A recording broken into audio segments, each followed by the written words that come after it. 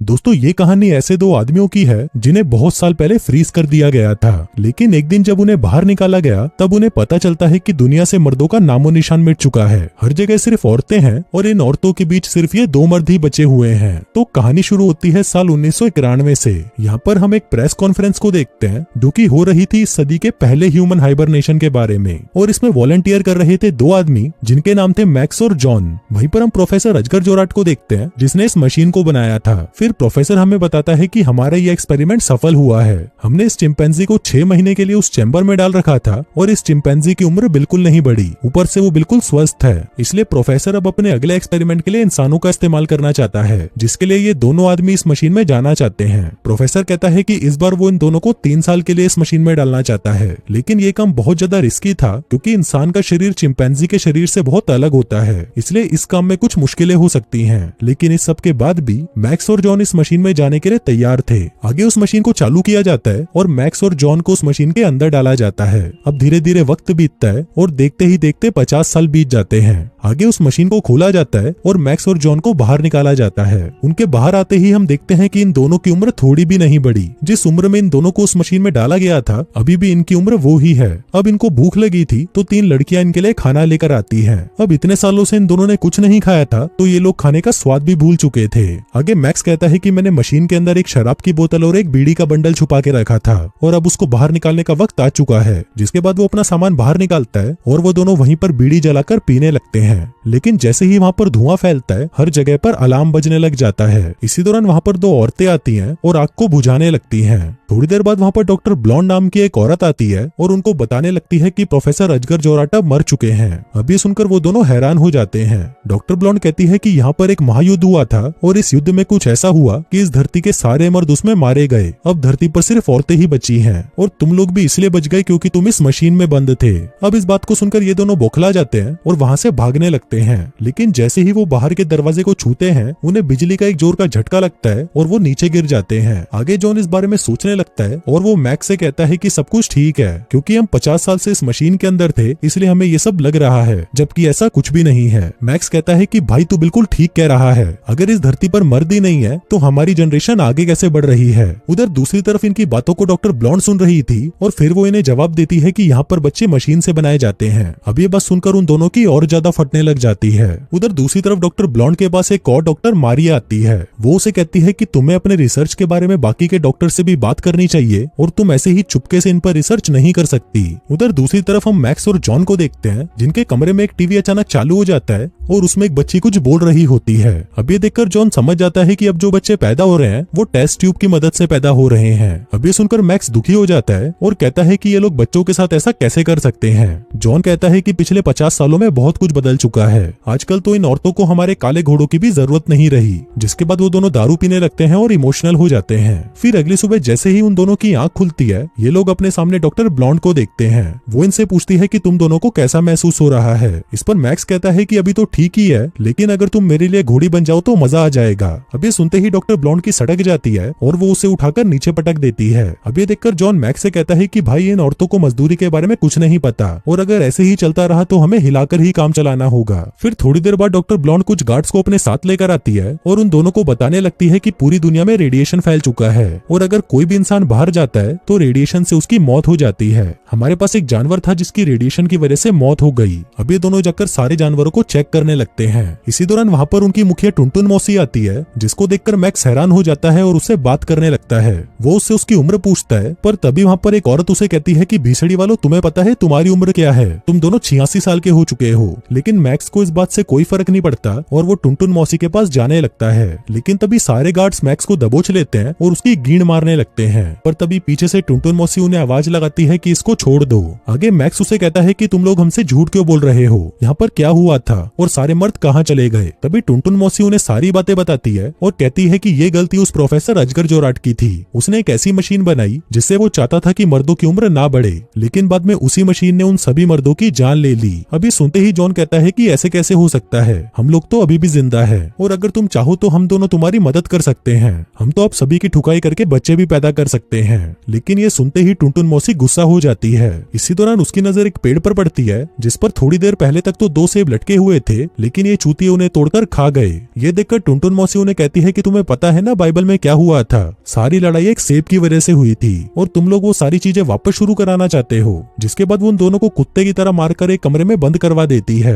अब मैक्स यहाँ पर रोने लग जाता है क्योंकि उसने पहली बार औरतों से मार खाई थी। पर इस पर जॉन उसे समझाने लगता है कि भाई तुम चिंता मत करो, हम लोग जल्दी ही यहाँ से निकल जाएंगे और मुझे पूरा भरोसा है कि यहाँ के बाहर भी एक दुनिया होगी। उधर दूसरी तरफ हम डॉक्टर ब्लॉन्ड को देखते हैं जो कि सोच रही थी कि घोड़ी बनकर कैसा लगता होगा। अब इसका पता लगाने के लिए वो सबसे ज्यादा उम्र वाली एक औरत के पास जाती है और उसे कहती है कि आपकी इमारत पर तो बहुत मजदूरों ने काम किया होगा, इसलिए मुझे ये बताओ कि मजदूरी करके कैसा लगता है। इस पर वो औरत उससे पूछती है कि क्या हुआ, तुमको उन दोनों में से किसी से प्यार हो गया क्या? लेकिन प्यार क्या होता है डॉक्टर ब्लॉन्ड को इसके बारे में पता ही नहीं था। तभी वो औरत उसे समझाने लगती है कि अगर तुम उसके काले घोड़े की सवारी तब तक करो जब तक वो तुम्हारी गहरी गुफा में थूक ना दे, उसे ही मजदूरी करना कहते हैं और ये करके तुम बच्चे भी पैदा कर सकती हो। आगे वो उससे पूछती है कि तुम लोग उन दोनों के साथ क्या करने वाले हो। इस पर डॉक्टर ब्लॉन्ड कहती है कि हम तो उनका हथियार काटने वाली हैं, जिसके बाद हम उन्हें भी औरत बना देंगे। अब ये सुनते ही वो बुढ़िया कहती है कि फिर तो ये उनके लिए मौत से भी बड़ी सजा होगी। आगे उन दोनों मर्दों को पकड़कर लैब में लाया जाता है जहाँ पर वो देखते हैं कि यहाँ पर तो औरतों का ब्रेन वॉश किया जा रहा है और उन्हें मर्दों के बारे में सारी गलत बातें बताई जाती हैं कि मर्द कैसे औरतों को टॉर्चर किया करते थे। आगे इन दोनों को एक एक फॉर्म साइन करने दिया जाता है जिस पर लिखा था कि इन लोगों के शरीर पर एक्सपेरिमेंट किया जाएगा, लेकिन ये पढ़कर वो दोनों उस फॉर्म पर साइन करने से मना कर देते हैं। थोड़ी देर बाद उनके ऊपर की सीलिंग खुलती है जहाँ पर बहुत सारी औरतें बैठी हुई थी। दरअसल ये औरतें यहाँ पर फैसला करने आई थी कि इन मर्दों के साथ क्या करना चाहिए, लेकिन ये सुनते ही वो दोनों वहाँ से भाग जाते हैं। फिर रास्ते में इन्हें दो औरतें नजर आती हैं जिनको देखते ही ये दोनों उन पर टूट पड़ते हैं और उन्हें पकड़कर चूसने लग जाते हैं। उधर वो सारी औरतें मिलकर ये फैसला करती हैं कि अब इन दोनों मर्दों पर एक्सपेरिमेंट्स किए जाएंगे। दूसरी तरफ वो दोनों भागते हुए नीचे पहुंच जाते हैं जहाँ पर उनको एक अंडरग्राउंड रास्ता नजर आता है जिसकी मदद से वो दोनों नीचे पहुंच जाते हैं। फिर बाहर आते ही इनको वहाँ पर एक शराब की बोतल मिलती है और उसके साथ एक न्यूज़पेपर भी जिसमें लिखा था कि 1993 में एक ऐसा हादसा हुआ था जिसमें सारे मर्द मारे गए। इसी दौरान वहाँ पर उनको पकड़ने के लिए गार्ड्स पहुंच जाते हैं जिनको देखते ही वो वहाँ से भागकर एक टनल की मदद से बाहर आ जाते हैं। फिर बाहर आते ही इन्हें वहाँ पर बहुत सारी औरतें दिखाई देती हैं जो कि पार्टी कर रही थी। दरअसल ये औरतें बागी थीं जो इनकी लीडर टुनटुन मौसी के नियमों को नहीं मानती थीं। अब वो दोनों ये सब देख ही रहे थे कि तभी वहाँ पर गार्ड्स आ जाती हैं और इन दोनों को दबोच लेती हैं। वहीं नीचे भी वो औरतें गार्ड्स को देखकर डर जाती हैं और वहाँ से भागने लगती हैं। अब इसी भगदड़ का फायदा उठाकर मैक्स और जॉन भी गार्ड्स को चकमा दे देते हैं और वहाँ से भाग जाते हैं। लेकिन भागते भागते ये लोग एक लिफ्ट में पहुंच जाते हैं और वहाँ पर देखते हैं डॉक्टर ब्लॉन्ड को, जिसको देखकर ये दोनों डर जाते हैं। पर तभी डॉक्टर ब्लॉन्ड उनको समझाती है कि अगर तुम लोग बाहर गए तो जिंदा नहीं बचोगे। इस पर वो दोनों उसे कहते हैं कि हमको चूतिया मत बनाओ। तभी डॉक्टर ब्लॉन्ड उन दोनों को एक मशीन के पास लेकर जाती है और उन्हें उससे बाहर देखने के लिए कहती है। फिर उस मशीन से देखने पर उनको पता चलता है कि बाहर हर जगह तबाही मची है और कोई भी इंसान बाहर जिंदा नहीं रह सकता।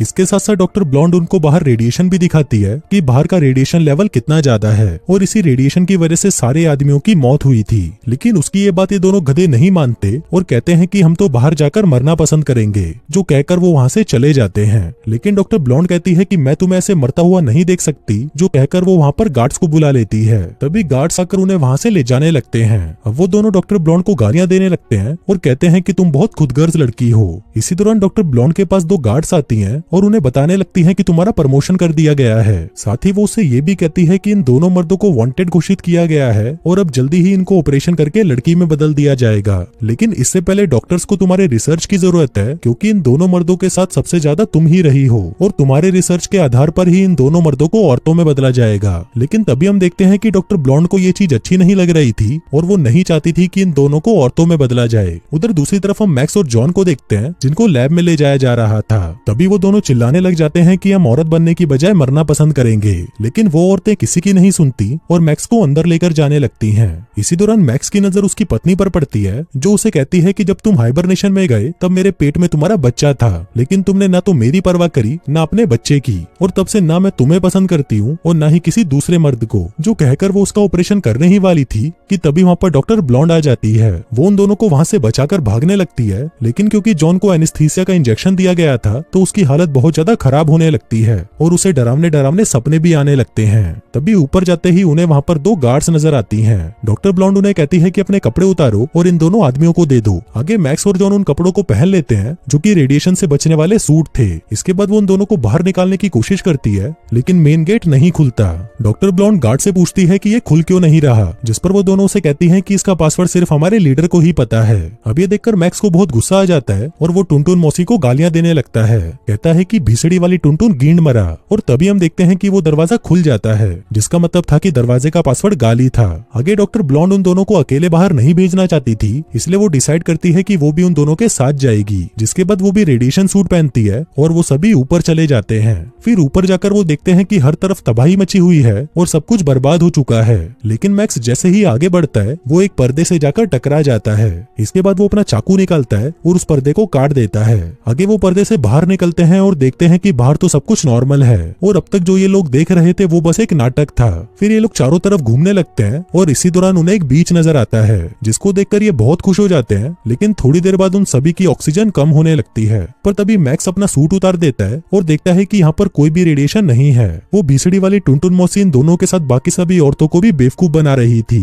फिर थोड़ा और आगे बढ़ने पर उन्हें वहाँ पर एक बड़ा सा घर दिखाई देता है। वो लोग उस घर के अंदर जाते हैं जहाँ पर उन्हें बहुत सारा खाना मिलता है। थोड़ी देर बाद वहाँ पर एक गार्ड एमा आ जाती है और उन्हें कहती है कि तुम लोगों को गिरफ्तार किया जाता है। पर इसी दौरान उसके सूट में ऑक्सीजन कम होने लगती है और वो वहीं पर गिर जाती है। तभी जॉन उसे उठाकर घर के अंदर ले जाता है और उसका सूट उतारने लगता है। लेकिन फिर जैसे ही एमा की आंख खुलती है वो जॉन के ऊपर चिल्लाने लगती है। इसी दौरान गलती से उनसे टीवी का रिमोट दब जाता है और तब उन्हें पता चलता है कि लीडर ने हर जगह ये अफवाह फैला दी है कि डॉक्टर ब्लॉन्ड की मौत हो चुकी है। जिसके बाद वहाँ पर दो औरतों को दिखाया जाता है और कहा जाता है कि ये दोनों मैक्स और जॉन हैं, जिन्हें ऑपरेशन करके औरत बना दिया गया है। अब ये लोग ये सब देख ही रहे थे कि तभी उन्हें एहसास होता है कि बाहर से कोई आ रहा है और ये लोग जल्दी से जाकर छुप जाते हैं। इसी दौरान वहाँ पर लीडर टुनटुन मौसी आ जाती है और तब जाकर इन्हें पता चलता है कि ये घर टुनटुन मौसी का है। लेकिन तभी टुनटुन मौसी अपने घर की हालत को देखकर समझ जाती है कि यहाँ पर कोई और भी है। फिर जैसे ही वो अलमारी को खोलती है तभी मैक्स और जॉन उसे दबोच लेते हैं और तभी उन्हें पता चलता है कि टुनटुन मौसी कोई औरत नहीं बल्कि मर्द है। अब ये देखकर वो दोनों हैरान हो जाते हैं और उसे कहते हैं कि बिसड़ी के तू चाहता क्या है और क्यों कर रहा है ये सब। तब वो आदमी अपनी सारी सच्चाई बताता है कि 20 साल पहले मैं इस धरती पर इकलौता मर्द बचा था, लेकिन ये बिसड़ी वाले मुझे भी लड़की बनाना चाहते थे, इसलिए मैं खुद ही मेकअप करके और संतरे लगाकर औरत बन गया। जिसके बाद मैं उनके साथ ही रहने लगा और एक वक्त बाद मुझे यहाँ का लीडर बना दिया गया। मैक्स और जॉन उसे कहते हैं कि तुमने उन औरतों को बताया क्यों नहीं कि बाहर रेडिएशन जैसा कुछ नहीं है। जिस पर लीडर कहता है कि पहले तो यहाँ पर बहुत रेडिएशन था, लेकिन धीरे धीरे रेडिएशन खत्म होने लगा। इसके बाद मेरी ही हिम्मत नहीं हुई कि मैं इनको सब कुछ सच बता पाऊं, क्योंकि ये औरतें बहुत खतरनाक हैं। आगे मैक्स और डॉक्टर ब्लॉन्ड वहां पर मजदूरी करने लग जाते हैं और वहीं जॉन और एमा भी उनको देखकर शुरू हो जाते हैं। फिर अगले दिन वो दोनों उस लैब में पहुंच जाते हैं जहां पर बच्चों को बनाया जाता है। जिसके बाद वो उनके फॉर्मूले में अपनी प्यार की निशानी डाल देते हैं ताकि अगली बार जब इन बच्चों को बनाया जाए तो उनमें मर्द भी पैदा हो। जिसके कुछ सालों बाद हम देखते हैं कि जब बच्चे पैदा होते हैं तो वहां पर नर्स देखती है कि उनमें एक मर्द भी पैदा होता है। अब ये देखकर उस नर्स की फट जाती है। और दोस्तों इसी के साथ ही ये कहानी यहीं खत्म हो जाती है।